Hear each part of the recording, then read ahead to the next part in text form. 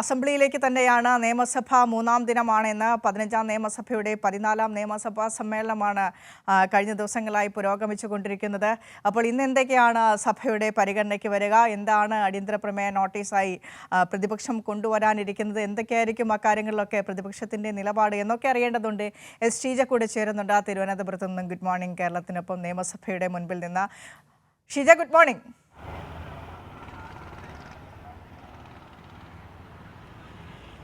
Good morning Vinisha.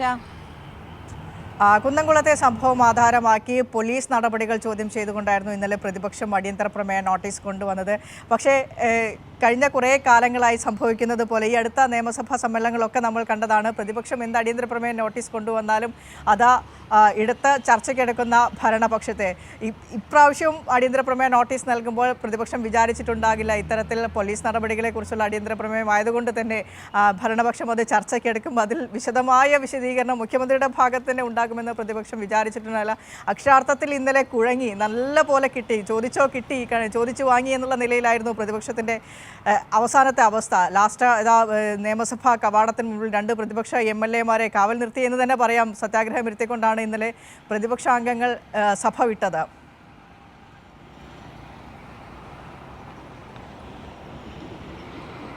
തീർച്ചയായും വിനിഷ, അതായത് വിനിഷ സൂചിപ്പിച്ചതുപോലെ തന്നെയാണ് ഈ 15ാം കേരള നിയമസഭയുടെ സമ്മേളനം പരിശോധിക്കുമ്പോൾ ഇന്നലെ എടുക്കുന്നത് 14ാമത്തെ വിഷയമാണ് ചർച്ചയ്ക്കെടുക്കുന്നത് എന്നുള്ള കാര്യമാണ്. അവർ സ്വാഭാവികമായും പ്രതീക്ഷിച്ചത് ഈ പോലീസ് മർദ്ദനമാണ് വിഷയം. അതുകൊണ്ട് തന്നെ പ്രതിപക്ഷം ഈ ഇത്തരത്തിലൊരു വിഷയം കൊണ്ടുവരുമ്പോൾ ഭരണപക്ഷം സ്വാഭാവികമായും അത് ചർച്ചയ്ക്കെടുക്കില്ല. അപ്പോൾ അതിൽ വലിയ പ്രതിഷേധമൊക്കെ ഉയർത്തി സഭ പ്രക്ഷുബ്ധമാക്കുന്ന തരത്തിലേക്ക് കാര്യങ്ങൾ രാവിലെ തന്നെ എത്തിക്കാം എന്നുള്ളൊരു പ്രതീക്ഷയായിരുന്നു പ്രതിപക്ഷത്തിനുണ്ടായിരുന്നത്. അതുകൊണ്ട് തന്നെ അതിൽ ഏറ്റവും അധികം ശ്രദ്ധ നേടാതെ പോയ മറ്റൊരു വിഷയം കൂടിയുണ്ട്. സാധാരണ രീതിയിൽ സബ്മിഷൻ പ്രതിപക്ഷ അംഗങ്ങൾ പ്രതിപക്ഷത്തു നിന്നും ഭരണപക്ഷത്തു നിന്നുമുള്ള അംഗങ്ങൾ നൽകാറുണ്ട്. ഇങ്ങനെ രാവിലെ പ്രതിഷേധമൊക്കെ ആകുമെന്ന് പ്രതീക്ഷിച്ച് അവർ സബ്മിഷനിൽ പ്രതിപക്ഷത്ത് നിന്ന് ആരും തന്നെ ഒരു വിഷയവും അവതരിപ്പിക്കുന്നതിന് വേണ്ടി നൽകിയിരുന്നില്ല എന്നുള്ളതും ഒരു പ്രധാനപ്പെട്ട വിഷയം തന്നെയാണ്. ഏതായാലും മുഖ്യമന്ത്രി എഴുന്നേറ്റ് നമുക്ക് ഈ വിഷയം ചർച്ച ചെയ്യാം എന്നുള്ളൊരു നിലപാട് വ്യക്തമാക്കുമ്പോൾ വലിയ തിരിച്ചടി തന്നെയായിരുന്നു പ്രതിപക്ഷത്തിനുണ്ടായത്. അത് ആകെ അവരെ അങ്കലാപ്പിലാക്കി എന്നുള്ളത് തന്നെയാണ് അക്ഷരാർത്ഥത്തിൽ പറയാൻ സാധിക്കുക. പിന്നീട് നമ്മൾ കണ്ടതും 2 മണിക്കൂർ നീണ്ട ചർച്ചയിൽ പ്രതിപക്ഷത്ത് നിന്ന് അംഗങ്ങൾ പ്രധാനമായും ഉയർത്തിയത് 2-3 വിഷയങ്ങൾ മാത്രമായിരുന്നു. ആ വിഷയങ്ങളിൽ അടിസ്ഥാനപ്പെടുത്തി സംസ്ഥാനത്താകെ പോലീസ് മർദ്ദനമാണ് എന്നൊക്കെ വരുത്തി തീർക്കാനുള്ളൊരു വലിയ ശ്രമം നടന്നിരുന്നു. പക്ഷേ കൃത്യമായ രീതിയിൽ തന്നെ ഭരണപക്ഷത്ത് നിന്ന് സംസാരിച്ച അംഗങ്ങൾ ഏത് രീതിയിലാണ് UDF സർക്കാരിൻ്റെ കാലത്ത് സംസ്ഥാനത്ത് ഉണ്ടായിട്ടുള്ള പോലീസ് അതിക്രമങ്ങൾ, അതോടൊപ്പം തന്നെ LDF സർക്കാരിൻ്റെ സമയത്ത് കുറ്റക്കാരായിട്ടുള്ള പോലീസുകാർക്കെതിരെ സ്വീകരിച്ച നടപടി, ഇതെല്ലാം വിശദീകരിക്കുകയും ചെയ്തു. തുടർന്ന് മുഖ്യമന്ത്രി 40 മിനിറ്റ് നടത്തിയ അദ്ദേഹത്തിൻ്റെ മറുപടി പ്രസംഗത്തിൽ കൃത്യമായ കണക്കുകൾ സഹിതമാണ് മുഖ്യമന്ത്രി കാര്യങ്ങൾ വിശദീകരിച്ചത്. അത്തരത്തിൽ കണക്കുകൾ സഹിതം കാര്യങ്ങൾ വിശദീകരിച്ചപ്പോൾ മറ്റൊരു തരത്തിലും മറുപടിയില്ലാതെ പോയി. മറ്റൊരു രക്ഷയുമില്ലാത്ത ഒരു അവസ്ഥയിലേക്കാണ് പ്രതിപക്ഷം പോയത്. അതേ തുടർന്നാണ് സഭ ബഹിഷ്കരിക്കുന്ന ഒരു സംഭവത്തിലേക്കൊക്കെ അതിൻ്റെ അവസാന ഘട്ടത്തിൽ പ്രതിപക്ഷം കടക്കുന്നതും 2 പ്രതിപക്ഷ MLA-മാരെ സഭാ കവാടത്തിൽ അനിശ്ചിതകാല സത്യാഗ്രഹത്തിലേക്കൊക്കെ ഇരിക്കുന്ന തരത്തിൽ കാര്യങ്ങൾ നീങ്ങിയത്. ഏതായാലും വലിയൊരു തിരിച്ചടി അവർ തന്നെ കൊണ്ടുവന്ന വിഷയത്തിൽ അവർക്ക് തന്നെ വലിയൊരു തിരിച്ചടി നേരിടുന്ന ഒരു സാഹചര്യം തന്നെയായിരുന്നു കഴിഞ്ഞ ദിവസം ഉണ്ടായത് വിനിഷ. ഏതായാലും ഇന്നത്തെ സഭാ സമ്മേളനം ഇനി ഏത് രീതിയിൽ മുന്നോട്ട് പോകും എന്നുള്ളത് തന്നെയാണ് നമ്മൾ ഇന്ന് പ്രധാനമായും ഉറ്റുനോക്കുന്നത്. അമീബിക് മസ്തിഷ്ക ജ്വരവുമായി ബന്ധപ്പെട്ട കണക്കുകളാണ് ഇന്ന് അടിയന്തര പ്രമേയ നോട്ടീസായി പ്രതിപക്ഷം നൽകാൻ ഇരിക്കുന്നത് എന്നാണ് ഞാൻ മനസ്സിലാക്കുന്നത്. ഷീജ, ഈ വിഷയം സഭയിലേക്ക് എത്തുമ്പോൾ ഇന്നലെ തന്നെ നമ്മൾ കണ്ടതാണ് ആരോഗ്യവകുപ്പിനെ, കഴിഞ്ഞ കുറേ കാലമായി ആരോഗ്യവകുപ്പിനെ ടാർഗറ്റ് ചെയ്തുകൊണ്ട് ആരോഗ്യവകുപ്പിൽ എന്തൊക്കെയോ ഭയങ്കര പ്രശ്നങ്ങൾ നടക്കുന്നുണ്ട്. സംസ്ഥാനത്ത് മുഴുവൻ എല്ലാ ആശുപത്രികളിലും ഭയങ്കര പ്രതിസന്ധിയിലാണ്. ശസ്ത്രക്രിയകൾ നടക്കുന്നില്ല, ഓപ്പറേഷൻ ഉപകരണങ്ങളില്ല, വലിയ പ്രശ്നങ്ങളൊക്കെ നമ്മുടെ ആരോഗ്യ മേഖല കേന്ദ്രീകരിച്ച് നടക്കുന്നുണ്ട്. ആരോഗ്യമന്ത്രിയുടെ പിടിപ്പുകേട് എന്നൊക്കെ പറഞ്ഞ് വലിയ രീതിയിലുള്ള വാർത്തകൾ വരുന്നുണ്ട്. അതുമായി ബന്ധപ്പെട്ട വലതുപക്ഷ മാധ്യമങ്ങളുടെ സ്ഥിരം സപ്പോർട്ട് പ്രതിപക്ഷ അംഗങ്ങൾക്ക് കിട്ടുന്നുമുണ്ട്. അപ്പോൾ അതൊക്കെ ചൂണ്ടിക്കാണിച്ചായിരുന്നു ഇന്നലെയും ആരോഗ്യവകുപ്പുമായി ബന്ധപ്പെട്ട ശിശുമരണ നിരക്കൊക്കെ ഇന്നലെ പ്രതിപക്ഷം കൊണ്ടുവന്നത്. പക്ഷേ അതിൽ കൃത്യമായ മറുപടി എന്താണോ കൃത്യമായ മറുപടി പറയേണ്ടത് സഭയിലെത്താത്ത ഒരംഗത്തെ വളരെ വ്യക്തമായി തന്നെ പ്രസ്താവിച്ചുകൊണ്ടായിരുന്നു ഇന്നലെ ആരോഗ്യവകുപ്പ് മന്ത്രിയുടെ മറുപടി. ഇന്നും ഈ അമീബിക് മസ്തിഷ്ക ജ്വരത്തിൻ്റെ കണക്ക് സഭയിലേക്ക് എത്തുമ്പോൾ ഷീജ, കഴിഞ്ഞ ദിവസമാണ് കണക്ക് പുറത്തേക്ക് വന്നത്.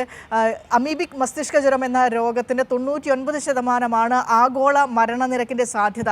കേരളത്തിൽ അത് 24% മാത്രമാണ്. അതായത് ആഗോള നിരക്കിനേക്കാൾ 75% പിറകിലാണ് കേരളം. അപ്പോൾ അത്രയും അമീബിക് മസ്തിഷ്ക ജ്വരത്തെ പിടിച്ചുകെട്ടാൻ നമ്മൾക്ക് സാധിച്ചിട്ടുണ്ട്. തിരുവനന്തപുരം മെഡിക്കൽ കോളേജ് ആശുപത്രിയിൽ ഒരു 17-കാരൻ രോഗമുക്തി നേടി, അമീബിക് മസ്തിഷ്ക ജ്വരത്തിൻ്റെ രോഗമുക്തി നേടി പോയ വാർത്തയൊക്കെ നമ്മൾ കണ്ടതാണ്. ആരോഗ്യവകുപ്പ് മന്ത്രി തന്നെ ഇതുമായി ബന്ധപ്പെട്ട ചികിത്സാ സൗകര്യങ്ങളൊക്കെ വിവരിച്ചതാണ്. അപ്പോൾ ഇക്കാര്യങ്ങൾ കൂടി സഭയിലേക്ക് എത്തുമ്പോൾ, പ്രതിപക്ഷം ഈ കാര്യങ്ങൾ ചോദ്യങ്ങളായി അടിയന്തര പ്രമേയമായി സഭയിലേക്ക് കൊണ്ടുവരുമ്പോൾ ഏത് രീതിയിലായിരിക്കും ആരോഗ്യവകുപ്പിൻ്റെ ഭാഗത്തുനിന്ന്, മുഖ്യമന്ത്രിയുടെ ഭാഗത്തുനിന്ന്, ഭരണപക്ഷ അംഗങ്ങളുടെ ഭാഗത്ത് ഇക്കാര്യത്തിലൊരു മറുപടി ഉണ്ടാകാൻ പോകുന്നത് ഷീജ?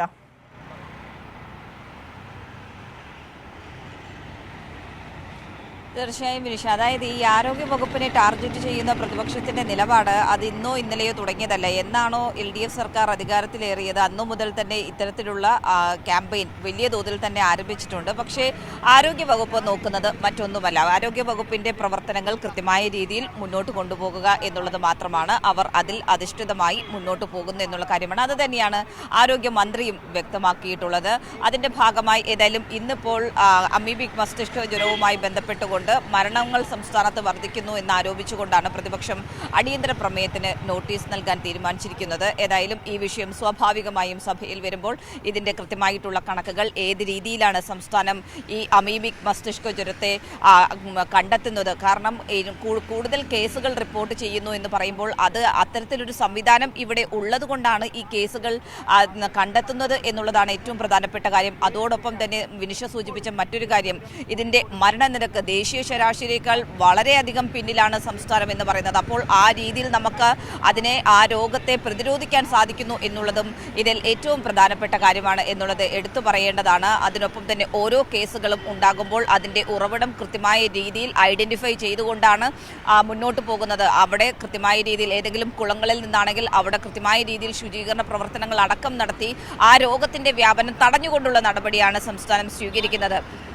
ആ കണക്കുകൾ അടക്കം എന്തായാലും ആരോഗ്യമന്ത്രി ഇന്നിപ്പോൾ മറുപടി പറയുമ്പോൾ ഈ നോട്ടീസിനുള്ള മറുപടിയിൽ കാര്യങ്ങൾ വിശദീകരിക്കും എന്ന് തന്നെയാണ് നമുക്ക് പ്രതീക്ഷിക്കാൻ സാധിക്കുന്നത്. കാരണം കഴിഞ്ഞ ദിവസവും ആരോഗ്യ വകുപ്പുമായി ബന്ധപ്പെട്ടുള്ള വിഷയങ്ങൾ ചോദ്യോത്തരവേളയിൽ ഉയർന്നു വന്നിരുന്നു. അന്നും വെറുതെ എന്തെങ്കിലും സർക്കാരിനെതിരെ ഉന്നയിക്കണമല്ലോ, ആരോഗ്യ വകുപ്പിനെതിരെ ഉന്നയിക്കണം എന്ന് കരുതി പല പ്രതിപക്ഷ അംഗങ്ങളും അത്തരത്തിലുള്ള ചോദ്യങ്ങൾ ഉയർത്തിയിരുന്നു. അപ്പോൾ മന്ത്രി തന്നെ എഴുന്നേറ്റ് നിങ്ങളുടെ മണ്ഡലത്തിൽ ഇന്ന കാര്യങ്ങൾ ഞങ്ങൾ ചെയ്തിട്ടുണ്ടല്ലോ, അവിടുത്തെ ആശുപത്രി വികസനം ഈ രീതിയിൽ മാറിയിട്ടുണ്ടല്ലോ, അവിടുത്തെ ജില്ലാ ആശുപത്രിയിൽ കാത്ത് ലാബ് സംവിധാനം അടക്കം വന്നിട്ടുണ്ടല്ലോ എന്നുള്ള ചോദ്യം ചോദിക്കുമ്പോൾ അവർക്ക് പിന്നെ പറയാനായി ഒന്നുമില്ലാത്തൊരവസ്ഥയാണ്.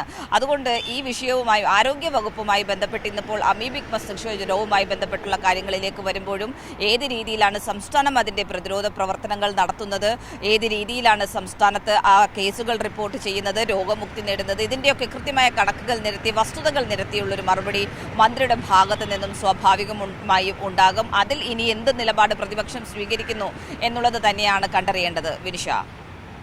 ഷിജ, മറ്റൊരു കാര്യം കൂടെ നമ്മുടെ പ്രിയപ്പെട്ട ഒരു പ്രേക്ഷകൻ ഇരിയാസ് ചോദിക്കുന്നുണ്ട്. ഒരു നാട് തങ്ങളുടെ ആവശ്യങ്ങൾ പറയാൻ ഒരു MLA തിരഞ്ഞെടുത്തു, പക്ഷെ ആ MLA ഇപ്പോൾ മണ്ഡലത്തിലില്ല, നിയമസഭയിലും കാണുന്നില്ല. എന്തിനാ ഇങ്ങനെയൊരു MLA ജനങ്ങൾക്ക് എന്നാണ് ചോദിക്കുന്നത്. MLA വരുമോ?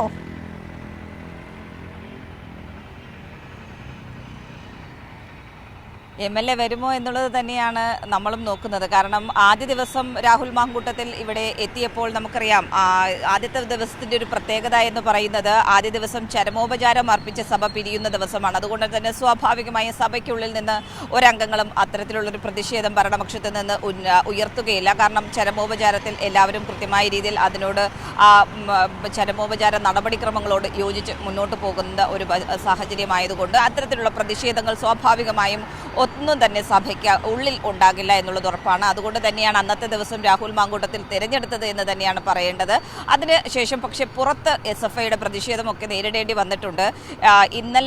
ഇന്നലത്തെ ദിവസം സഭയിൽ എത്തിയിരുന്നില്ല. സഭയിൽ എത്തുന്നതുമായി ബന്ധപ്പെട്ട് വലിയ തോതിലുള്ള ആശയക്കുഴപ്പം നിലനിന്നിരുന്നു എന്നുള്ളതാണ് മനസ്സിലാക്കാൻ സാധിക്കുന്നത്. പ്രത്യേകിച്ചും കോൺഗ്രസ് നേതൃത്വം തന്നെ രാഹുലുമായി സംസാരിച്ചിരുന്നു. അതേ തുടർന്നാണ് ഈ രീതിയിൽ വലിയ തോതിൽ പ്രതിപക്ഷത്തെ പ്രതിസന്ധിയിലേക്ക് ആഴ്ത്തുന്ന ഒരു നിലപാട് നിലപാടിലേക്ക് പോകരുത് എന്നുള്ളൊരു ആവശ്യം മുന്നോട്ട് വെച്ചിട്ടുണ്ട് എന്നുള്ളതാണ് മനസ്സിലാക്കാൻ സാധിക്കുന്നത്. അപ്പോൾ ഇന്നത്തെ ഇനി എന്ത് നിലപാട് രാഹുൽ സ്വീകരിക്കും എന്നുള്ളതാണ്. സ്വാഭാവികമായും ഇന്ന് എത്താനുള്ള സാധ്യത കുറവാണ് എന്നുള്ളത് തന്നെയാണ് അടുത്ത വൃത്തങ്ങളോട് നമ്മൾ സംസാരിക്കുമ്പോൾ നമുക്ക് മനസ്സിലാക്കാൻ വേണ്ടി സാധിക്കുന്നത്. കാരണം ഏതെങ്കിലും തരത്തിൽ ഇവിടെ സഭയിൽ എത്തുകയാണെങ്കിൽ സ്വാഭാവികമായും കഴിഞ്ഞ ദിവസം രാഹുൽ സഭയിൽ ഇല്ലാതിരുന്നിട്ട് പോലും രാഹുലുമായി ബന്ധപ്പെട്ടുള്ള പരാമർശങ്ങൾ സഭയ്ക്കുള്ളിൽ വന്നു പോയിട്ടുണ്ട്. അപ്പോൾ സ്വാഭാവികമായും രാഹുൽ സഭയിലേക്ക് എത്തുമ്പോൾ അതുമായി ബന്ധപ്പെട്ടുള്ള വിഷയങ്ങൾ ഭരണപക്ഷത്ത് നിന്ന് ഉയർന്നു വരും, ചോദ്യങ്ങളായെങ്കിലും ഉയർന്നു വരും എന്നുള്ളത് രാഹുലിനും അതോടൊപ്പം തന്നെ പ്രതിപക്ഷ അംഗങ്ങൾക്കും എല്ലാവർക്കും അറിയാം. പ്രതിപക്ഷ നേതാവിനും ഇതിൽ വിയോജിപ്പുണ്ട്. കാരണം പ്രതിപക്ഷം ഉയർത്തുന്ന വിഷയങ്ങൾക്ക് അത് വലിയ പ്രതിസന്ധി ഉണ്ടാക്കും എന്നുള്ളൊരു വിലയിരുത്തൽ നിലനിൽക്കുന്നുണ്ട്. അതുകൊണ്ട് തന്നെ രാഹുൽ എത്താനുള്ള സാധ്യത കുറവാണ് ബിനിഷ.